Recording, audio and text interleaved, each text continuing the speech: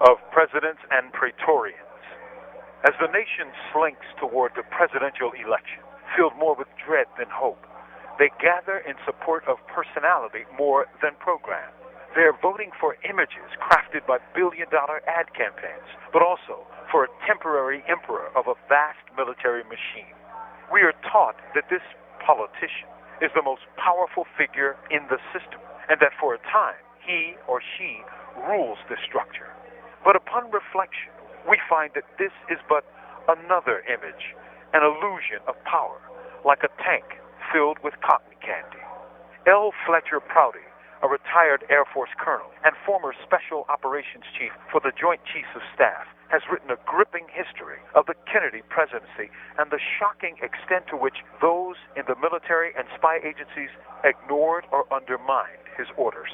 In his 2011 book, JFK, the CIA, Vietnam, and the plot to assassinate John F. Kennedy, Prouty centers his analysis on Kennedy's National Security Action Memorandum number 263, a document that has been hidden, distorted, and misrepresented for decades.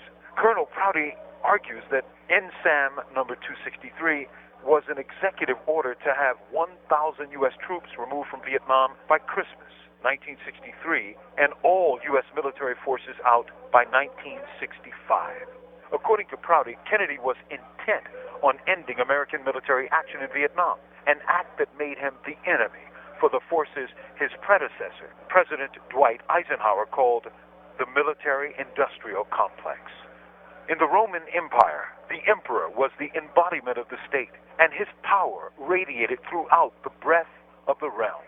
But the dirty little secret was that the emperor ruled at the pleasure of the palace guard, the Praetorian Guard, who, in the blink of an eye, ended reigns and imposed substitutes, often members of the military, to mount the throne of Rome.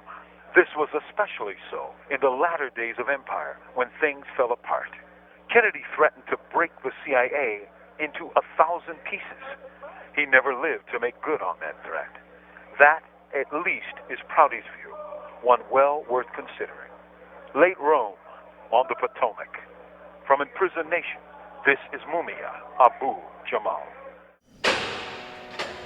These commentaries are recorded by Noel Hanrahan of Prison Radio.